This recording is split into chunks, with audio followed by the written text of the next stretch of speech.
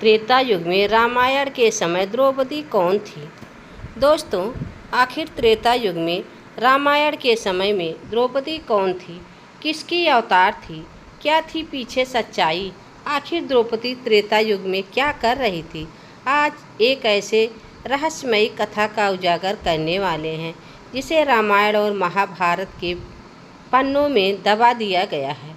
त्रेता युग में जब भगवान श्री राम ने इस धरती पर अपने मर्यादित चरित्र धर्म का झंडा लहराया, तब क्या कोई ऐसी आत्मा थी जो महाभारत की वीरांगना द्रौपदी के रूप में पहले से ही अपने कर्मों की नींव रख दी रही थी? आखिर त्रेता युग में द्रौपदी कौन थी? क्या थी उसकी पहचान? उस रहस्यमयी चेतना का सत्य जो बाद में द्वापर युग में कुरुक्षेत्र की रणभूमि पर अग्नि बनकर धधकती आइए इस पवित्र कथा में डूबते हैं और उन गड़े रहस्यों को उजागर करते हैं जो नारी शक्ति, धर्म और ईश्वरीय योजना का प्रतीक है। साथ ही हम भगवान श्री कृष्ण द्वारा गीता में दी गई उनकी अमर सीखों को भी जानेंगे जो मनुष्य को दुख और दरिद्रता से मुक्त कर सकती है। तो इस कथा को अंत तक सुने। तो चलिए आगे त्रेता युग में राम के समय में द्रौपदी कौन थी, किसकी अवतार थी, सावन सोमवार शिव कथा के माध्यम से समझते हैं। मित्रों, यह कहानी है एक ऐसे समय की जब तेजपुर नामक एक शांत और सुंदर गांव में भक्ति और विश्वास की मिसाल कायम करने वाला एक परिवार रहता था। इस परिवार का मुखिया था पंडित रामनाथ, एक विद्वान ब्राह्मण जिसका जीवन भगवान भोलेनाथ की भक्ति में समर्पित था। रामनाथ जन्म से ही निर्धन था और उसकी पत्नी पलक और उनके पुत्र प्रशांत के साथ छोटे से मिट्टी के घर में रहता था। उनका जीवन सादगी से भरा था, लेकिन भगवान शिव के प्रति उनकी श्रद्धा अटूट थी। रामनाथ का मानना था कि भक्ति ही वह शक्ति है जो मनुष्य को हर कष्ट से पार ले जाती है। रामनाथ का दिन सूर्योदय से पहले शुरू होता था और सुबह तड़के उठना, नदी के तट पर जाकर स्नान करता और फिर अपने छोटे से आंगन में लगे तुलसी के पौधे पर जल अर्पित करता। उसका घर भले ही साधारण था, लेकिन तुलसी का वह पौधा उसके लिए किसी मंदिर से कम नहीं था। इसके बाद वह अपने घर के एक कोने में स्थापित छोटे से शिवलिंग पर जल, दूध और बेल पत्र अर्पित करता था। उसकी पूजा में कोई दिखावा नहीं था, यह केवल उसके हृदय की गहराइयों से निकलने वाली श्रद्धा थी।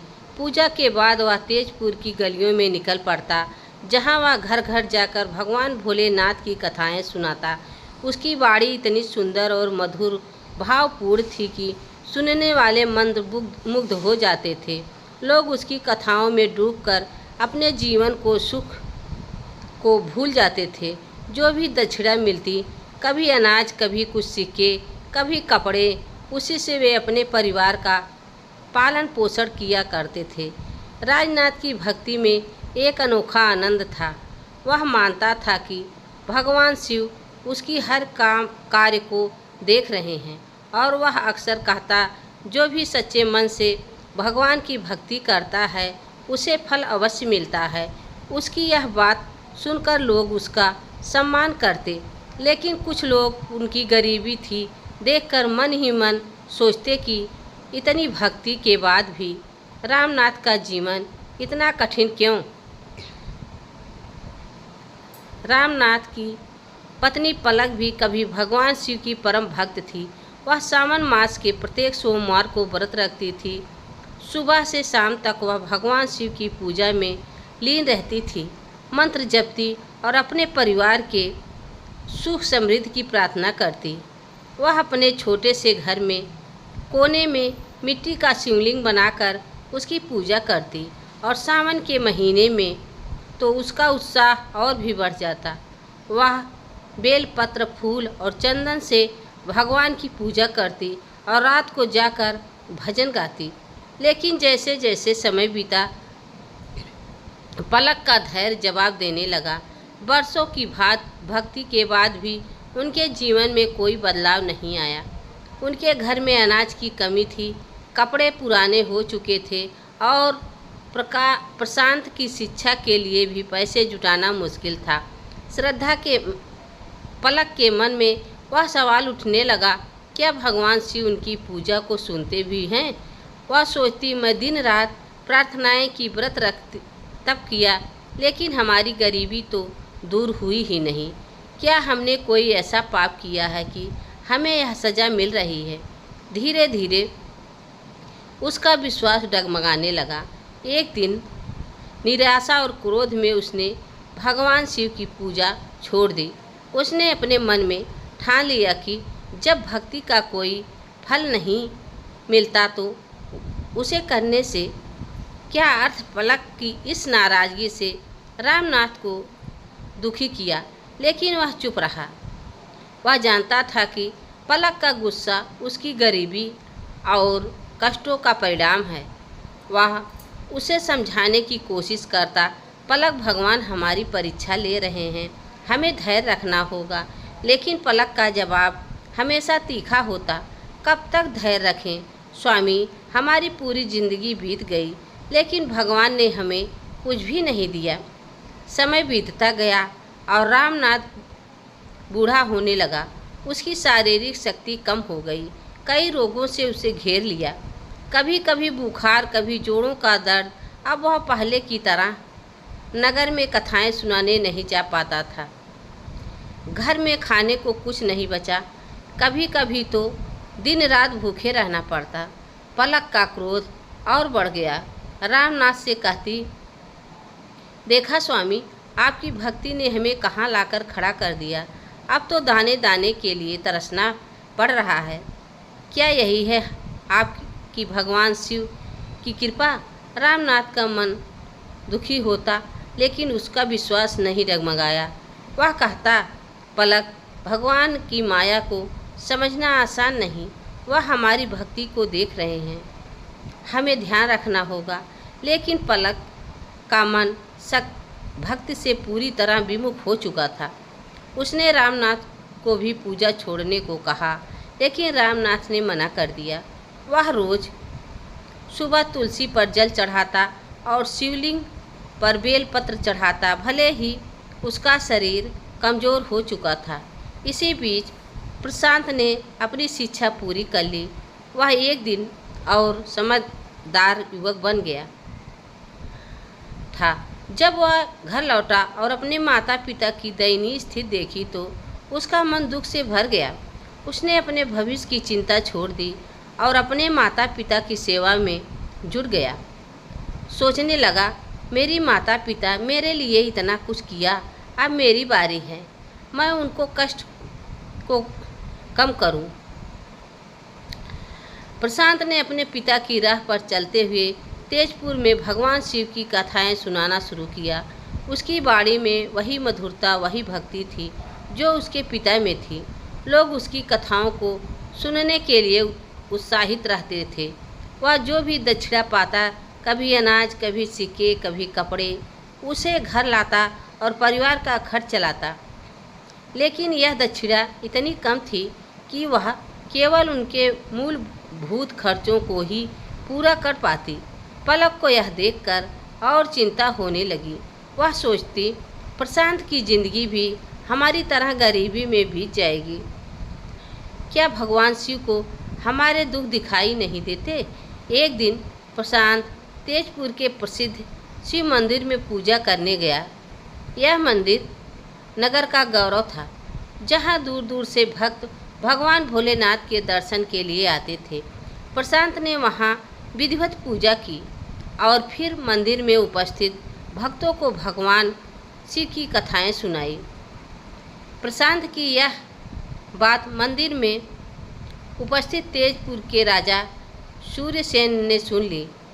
राजा एक धर्मनिष्ठ और दयालु शासक थे, जो अपनी पुत्री राजकुमारी चंद्रकला के लिए एक योग्य वर की तलाश में थे।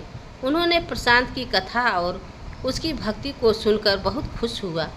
उसने राजा की बात मान ली और अगले दिन से राजमहल में जाकर राजकुमारी चंद्रकला को भगवान शिव की कथाएं सुनाने लगा। उसकी कथाएं इतनी प्रभावशाली थीं कि चंद्रकला उन्हें सुनकर मंत्रमुग्ध हो जाती। वह हर दिन शांत से कथा सुनती और भगवान शिव की भक्ति में डूब जाती। प्रशांत को जो दक्षिणा मिलती उसे वह अपने परिवार का घर चलाने लगा, लेकिन पलक को यह सब अच्छा नहीं लगता। उसे लगता कि प्रशांत का भविष्य अधर में लटक रहा है।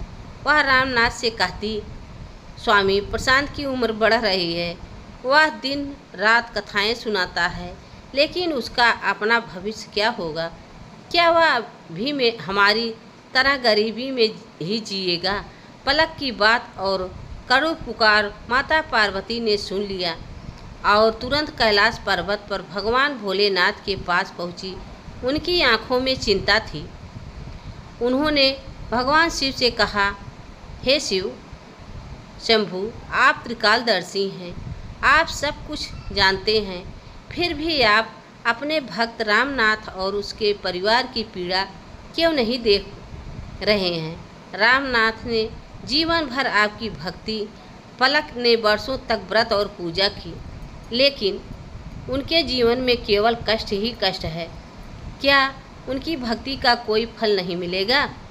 मैं आपसे विनती करती हूँ कि अब उनके दुखों का अंत करें, नहीं तो कहीं ऐसा ना हो कि उनका विश्वास आप पर से उठ जाए। भगवान भोलेनाथ ने माता पार्वती की बात सुनी और मुस्कुराए। उन्होंने कहा, हे पार्वती, चिंता ना करो, हर भक्त की भक्ति का फल उसे अवश्य मिलता है। रामनाथ और उसके परिवार की भक्ति सच्ची है। उनके पाप कर्म अब समाप्त होने वाले हैं और उनके पूर्ण कर्मों का उदय होने वाला है। हमने उनके भाग्य में सुख के बीज बो दिए हैं। अब समय आ गया है कि हम पृथ्वी लोक पर जाकर उनकी सहायता करें। इतना कहकर भगवान भोलेनाथ और माता पार्वती ने साधु और साध्वी का रूप धारण किया और रामपुर की ओर प्रस्थान किया। वहां पहुंचकर भी रामनाथ के छोटे से घर के पास गए और जोर जोर से पुकारने लगे, अलख निरंजन, अलख निरंजन, क्या घर में कोई है? उनकी आवाज़ सुनकर रामनाथ बाहर आया। उसने साधु साध्वी को देखा और प्रणाम करते हुए कहा, हे मुनिवर, आपका इस गरीब के घर में स्वागत है। बताइए, मैं आपकी क्या सेवा कर सकता हूँ? साधु रूपी भगवान भोलेनाथ ने कहा, हम आज रात तुम्हारे घर में विश्राम करना चाहते हैं। रामनाथ के मन में विचार आया कि उसके पास में साधु के लिए कुछ भी नहीं, फिर भी वह अतीत को मना नहीं करना चाहता था। उसने कहा, हे साधु महाराज, मेरा पुत्र राजमहल से दक्षिणा लाता है, जिससे हम किसी तरह एक समय का भोजन करते हैं। मैं आपके लिए भोजन का प्रबंध कैसे करूं? साधु ने एक छोटा सा पात्र रामनाथ को दिया और बोले, इस पात्र में भोजन बनाना, इसमें तुम्हारा और तुम्हारे मेहमानों के लिए दोनों समय का भोजन पर्याप्त होगा। रामनाथ ने पलक को वह पात्र दिया और जब पलक ने उसमें भोजन बनाया तो आश्चर्यजनक रूप से इतना भोजन बना कि वह पूरे परिवार और मेहमानों के लिए पर्याप्त था। यह चमत्कार देखकर रामनाथ, पलक और प्रशांत दंग रह गए। पलक का मन थोड़ा शांत हुआ, लेकिन वह अभी भी संशय में थी। अगले दिन जब प्रशांत राजमहल में चंद्रकला को कथा सुनाने जा रहा था, साधु ने उससे कहा, हे प्रशांत, आज जब तुम राजकुमारी को कथा सुनाओ तो उससे पूछना कि वह अपनी कौन सी मनोकामना के लिए कथा श्रवण करती है। प्रशांत ने वैसा ही किया। राजमहल में कथा सुनाने के बाद उसने चंद्रकला से पूछा, हे राजकुमारी, आप किस मनोकामना के लिए प्रतिदिन भगवान शिव की कथा सुनती हैं? चंद्रकला ने शांत स्वर में कहा, मैं चाहती हूँ कि मुझे ऐसा वर मिले जिसकी ख्याति पूरे रामपुर में हो, उसके मस्तक पर चंद्रमा और सूर्य की तरह आभा हो और उसके घर में धन धान्य की कोई कमी ना हो। मैं चाहती हूँ कि वह ऐसी बारात लाए जैसे इस नगर में पहले कभी ना देखी हो। प्रशांत ने यह बात सुनकर साधु को बताई। साधु ने कहा, कल फिर वही प्रश्न करना, यदि वह वही जवाब दे तो कहना कि तुम्हें वैसा वर चाहिए तो वह वैसा मैं ही हूँ और तुरंत वहाँ से चले आना। प्रशांत घबरा गया। उसने कहा, हे मुनिवर, मैं एक गरीब ब्राह्मण हूँ और वह राजकुमारी है। यदि मैं ऐसा कहूँगा तो राजा मुझे और मेरे परिवार को मृत्युदंड दे देगा। साधु ने कहा, चिंता मत करो, मेरे कहे अनुसार करो। डरते डरते प्रशांत ने उसकी बात मान ली। अगले दिन उसने फिर वही प्रश्न पूछा। चंद्रकला ने वही जवाब दिया। तब प्रशांत ने कहा, राजकुमारी, तुम्हें जैसा वर चाहिए वैसा मैं ही हूँ। यह कहकर वह तुरंत राजमहल से भागकर घर आ गया। चंद्रकला को प्रशांत की बात सुनकर क्रोध आया। उसने अपनी दासी को बुलाकर सारी बात राजा को बताने को कहा। जब राजा सूरसेन को यह पता चला तो वह आग बबूला हो गया। उसने अपने मंत्रियों को बुलाया और विचार विमर्श शुरू किया। मंत्री ने कहा, हे राजन, प्रशांत ने अपराध तो बड़ा किया है, लेकिन वह ब्राह्मण है। उसे मृत्युदंड देने से ब्रह्म हत्या का पाप लगेगा। हमें उसे दूसरी तरह दंडित करना चाहिए। लंबे विचार विमर्श के बाद राजा ने सैनिकों को बुलाया और कहा, प्रशांत के घर जाओ और कहो कि राजा उसकी पुत्री से विवाह के लिए तैयार हैं, लेकिन कुछ शर्तें हैं। पहले सब बारातियों के ठहरने के लिए कई बारात घर बनाए जाएं और कोई भी बारात खाली ना रहे। दूसरी शर्त, बारातियों के लिए बना भोजन बचे नहीं। तीसरी शर्त, बारात इतनी भव्य हो कि पूरे नगर में उसकी चर्चा हो। यदि कोई भी शर्त पूरी नहीं हुई तो प्रशांत और उसके परिवार सहित सभी बारातियों को मृत्युदंड दिया जाएगा। सैनिकों ने प्रशांत के घर जाकर यह संदेश दिया। यह सुनकर रामनाथ और प्रशांत भयभीत हो गए। साधु रूपी भगवान भोलेनाथ ने कहा, डरने की जरूरत नहीं है। सैनिकों से कहो कि हम बारात लेकर नए समय पर पहुंच जाएंगे। प्रशांत ने वैसा ही किया। सैनिकों ने यह बात राजा को बताई और राजा आश्चर्य में पड़ गया। उसने सोचा कि एक गरीब ब्राह्मण कितनी कठिन शर्तें कैसे पूरी करेगा। उसने नगर में कई बारात घर और तंबू सजा, यह सोचकर कि प्रशांत बारात लाने में असफल होगा। लेकिन प्रशांत को बारात में शामिल होने के लिए कोई तैयार नहीं था। लोग कहते, हम तुम्हारे साथ मरने नहीं जाएंगे। विवाह का दिन आ गया और प्रशांत बहुत चिंतित था। तभी साधु रूपी भगवान भोलेनाथ ने कहा, हे प्रशांत, चिंता मत करो, हम तुम्हारे साथ हैं। उन्होंने सभी देवताओं, गंधर्वों और अन्य दिव्य प्राणियों को मनुष्य रूप में प्रशांत की बारात में शामिल होने के लिए बुलाया। जब बारात राजमहल की ओर बढ़ी तो वह इतनी भव्य थी कि नगर के सभी लोग दंग रह गए। बारात घर और तंबू बारातियों से भर गए। राजा को सूचना मिली तो वह स्वयं बारात देखने गया। वहाँ उसने देखा कि 2 बच्चे भूख से विलाप कर रहे थे। साधु ने कहा, ये भूखे हैं। राजा ने उन्हें भोजन के लिए भेजा, लेकिन बच्चों ने सारा भोजन खा लिया और फिर भी भूखे रहे। यह देखकर राजा का अहंकार चूर चूर हो गया। वह साधु के चरणों में गिर पड़ा और बोला, हे महात्मा, अब मेरी लाज आपके हाथ में है। भगवान भोलेनाथ ने कहा, चिंता ना करो, बारात की अगवानी की तैयारी करो। राजा ने पूरे नगर को दुल्हन की तरह सजवाया। प्रशांत को चंद्रमा और सूरज की भाव वाले चेहरे से सजाया गया। रथ पर सवार होकर राजमहल की ओर बढ़ा। बाराती नाचते गाते, मुद्राएं उछालते हुए चल रहे थे। लोग कहने लगे, ऐसी बारात तो हमने कभी नहीं देखी। माता पार्वती ने भगवान भोलेनाथ से कहा, हे प्रभु, आपकी कृपा से इस भक्त का भाग खुल गया। भगवान भोलेनाथ बोले, जो भक्त सच्चे मन से मेरी भक्ति करता है उसे मैं अवश्य फल देता हूँ। इसके बाद प्रशांत और चंद्रकला का विधिवत विवाह हुआ। प्रशांत राजकुमारी को डोली में बिठाकर घर ले आया। भगवान शिव और माता पार्वती की कृपा से प्रसन्नता का घर धन धन धान्य से भर गया। पलक ने फिर से भगवान शिव जी की पूजा शुरू की और गरीबों को दान देने लगी। दोस्तों, जो भक्त सामान मास में भगवान भोलेनाथ की कथाओं का श्रवण करता है उसकी सभी मनोकामना पूरी होती है। प्रिय दोस्तों, कथा अभी समाप्त नहीं हुई है। अब हम जानेंगे आखिर त्रेता युग में राम के समय में द्रौपदी कौन थी, किसकी अवतार थी, क्या था इनके पीछे की सच्चाई, आखिर द्रौपदी त्रेता युग में क्या कर रही थी। फिर जब हम त्रेता युग की बात करते हैं तो हमारे मन में भगवान श्री राम की मर्यादा, माता सीता की तपस्या और उनके आदर्शों की छवि भरती है।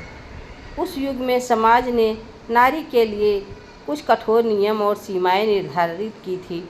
नारी की पवित्रता, समर्पण और आज्ञाकारिता का प्रतीक माना जाता है। लेकिन क्या उस युग में भी कोई ऐसी नारी थी जो इस बंधनों को तोड़ने का साहस रखती थी? क्या कोई ऐसी चेतन थी जो अन्याय के सामने चुप नहीं रहती थी, बल्कि अपने मान सम्मान और धर्म की रक्षा के लिए आवाज़ उठाती थी? यदि मैं आपसे कहूं कि त्रेता युग में ही एक ऐसी आत्मा ने जन्म लिया था जो द्रौपदी के रूप में प्रकट हुई, तो क्या आप इस सत्य को स्वीकार करेंगे? यह वही आत्मा थी जिसने धर्म के नाम पर स्त्री के साथ हुए अत्याचार का डटकर मुकाबला किया। यह वही ज्वाला थी जो अग्नि से उत्पन्न हुई थी, न कि जलने के लिए, बल्कि समाज में धर्म का प्रकाश फैलाने के लिए। यह प्रश्न केवल इतिहास नहीं बल्कि उसे शाश्वत चेतना का है जो नारी के हृदय में सदियों से धड़क रही थी। रामायण के शांत और पवित्र सरोवर में यदि आप गहराई से झांकें तो आपको उसे अग्नि का प्रतिबिंब दिखेगा, जिसने कुरुक्षेत्र में धर्म के खिलाफ धर्म की चिंगारी समाई थी। सबसे पहले हम उन 3 सीखों की बात करते हैं जो भगवान श्री कृष्ण गीता में अर्जुन को दी थी। यह द्रौपदी के जीवन से प्रेरित है, बल्कि वह हर मनुष्य के लिए जीवन को सुखी और समृद्ध बनाने का मार्ग दिखाती है। पहले कर्म पर ध्यान दो, फल की चिंता मत करो। द्रौपदी ने अपने जीवन में कभी भी परिणाम की चिंता नहीं की, चाहे वह 5 पतियों के साथ जीवन हो या कुछ सभा में अपमान। उन्होंने अपने कर्म और धर्म पर अधिक विश्वास रखा, दूसरों के सत्य और धर्म के लिए खड़े हो। द्रौपदी ने कभी अन्याय के सामने सिर नहीं झुकाया। जब उनका अपमान हुआ तब उन्होंने श्री कृष्ण का स्मरण किया और धर्म की रक्षा के लिए आवाज़ उठाई। तीसरी सीख वैराग और समर्पण। द्रौपदी ने अपने जीवन में सुख दुख, अपमान सम्मान को समान भाव से स्वीकार किया। यह वैराग्य ही उनकी सबसे बड़ी शक्ति थी। यह 3 सीखें यदि कोई मनुष्य अपने जीवन में उतार चढ़ाव ले तो वह कभी दुखी नहीं होगा और ना ही उसे दरिद्रता का सामना करना पड़ेगा। प्रिय दर्शन को अब हम जानते हैं आखिर त्रेता युग में राम के समय में द्रौपदी कौन थी, किसकी अवतार थी। द्रौपदी महाभारत की वह महान नायक है जिनके बिना उसे महाकाव्य की कल्पना भी अधूरी है। वे केवल एक पात्र नहीं थी बल्कि धर्म युद्ध की प्रेरणा थी। पांडवों ने भले ही कुरुक्षेत्र का युद्ध जीता, लेकिन उसे विजय की जड़ में द्रौपदी की अग्निमय शक्ति थी। यह ऐसी ज्वाला थी जिन्होंने अपने आत्मसम्मान और धर्म की रक्षा के लिए अधर्मियों का अंत करवाया। उनके जीवन का हर पल असाधारण था। हमारे शास्त्रों में उल्लेख है कि द्रौपदी का जन्म किसी माता की कोख से नहीं हुआ था। उन्हें अयोनिजा कहा गया है। वह दिव्य स्त्री जो यज्ञ की अग्नि से प्रकट हुई थी, इसलिए उन्हें यज्ञसैनी भी कहा जाता है। उनका जन्म एक विशेष उद्देश्य के लिए हुआ था, धर्म की स्थापना और अधर्म का विनाश। भगवान श्री कृष्ण कहा जानते हैं कि द्रौपदी कोई साधारण आत्मा नहीं थी, वह एक ऐसी शक्ति थी जिसे ईश्वर ने अधर्मियों के नाश के लिए चुना था। महाभारत के युद्ध में वे सभी अधर्मी मारे गए जो पूर्व जन्म में राक्षस थे और द्वापर युग में पूर्व जन्म लेकर समाज में अन्याय और पाप फैला रहे थे। भगवान श्री कृष्ण द्रौपदी को अपने इस महान उद्देश्य का माध्यम बनाया और धर्म की पुनः स्थापना की। लेकिन प्रश्न यह उठता है कि त्रेता युग में यह आत्मा कहाँ थी? आखिर द्रौपदी की यह चेतना उस समय क्या कर रही थी? इस रहस्य का उत्तर हमें त्रेता युग की पवित्र कथा में मिलती है, जब भगवान श्री राम इस धरती पर अवतरित हुए थे। उस समय उस युग का सबसे बड़ा धर्म था। रावण एक महान तपस्वी शिवभक्त, लेकिन अहंकारी और अत्याचारी। एक दिन जब रावण कैलाश पर्वत से लौट रहा था, उसकी दृष्टि एक तपस्या में लीन तेजस्वी साध्वी पर पड़ी। उस साध्वी की तेज और तप इतना प्रबल था कि रावण उसकी ओर आकर्षित हो गया। उसने साध्वी को अपने साथ चलने का आग्रह किया। साध्वी रावण को गुस्से से देखा और श्राप दिया कि तेरी मृत्यु एक स्त्री के कारण होगी। यह कहकर अंतर्ध्यान हो गई, लेकिन वह उस श्राप को भूल गया। समय बीता और जब भगवान श्री राम वनवास में थे, तब रावण की बहन शूर्पणखा ने श्री राम की समक्ष विवाह का प्रस्ताव रखा, लेकिन लक्ष्मण ने भी उसे ठुकरा दिया और अंत में उसकी नाक कान काट दी। इस अपमान का बदला लेने के लिए रावण ने माता सीता का हरण करने की योजना बनाई। वह एक साधु का भेष धारण कर पंचवटी के समीप पहुंचा। जैसे ही माता सीता उस साधु को भिक्षा देने के लिए बाहर आने लगी, तभी एक दिव्य साध्वी उनके सामने प्रकट हुई। उस औरत ने माता सीता से विनम्र निवेदन किया, माँ तुम अपने वस्त्र और आभूषण दे दीजिए, मुझे अपनी छाया में सीता बनकर बाहर जाने दीजिए। माता सीता ने उस साध्वी की भक्ति और रूप को देखकर उसे आशीर्वाद दिया और अपने वस्त्र और आभूषण उसे सौंप दिए और स्वयं माता सीता अंदर ध्यान हो गई। वह साध्वी ही थी जो रावण के साथ लंका गई। जब भगवान श्री राम ने रावण का वध किया, तब उन्हें इस साध्वी के त्याग और धर्मनिष्ठा के सत्य का पता चला। प्रसन्न होकर श्री राम ने उसे वरदान दिया, द्वापर युग में तुम मेरे साथ धर्म की स्थापना के लिए अवतरित होगी। यही वह आत्मा थी जो द्वापर युग में द्रौपदी बनकर प्रकट हुई। उसने भगवान श्री कृष्ण से मिलकर कुरुक्षेत्र में अधर्म का नाश किया और धर्म की पुनः स्थापना की। द्रौपदी केवल नहीं थी, वह ईश्वर की उस महान योजना का हिस्सा थी जो त्रेता युग से शुरू होकर द्वापर युग तक चली। त्रेता युग में उसने अपना त्याग की माता सीता की रक्षा की और द्वापर युग में उसने धर्म युद्ध की प्रेरणा बनकर अधर्म का अंत किया। दोस्तों, यह वीडियो आप सबको कैसी लगी कमेंट में ज़रूर बताना। चैनल पर नए हो तो लाइक सब्सक्राइब ज़रूर करना। तब तक के लिए जय श्री राम, जय सिया राम, धन्यवाद।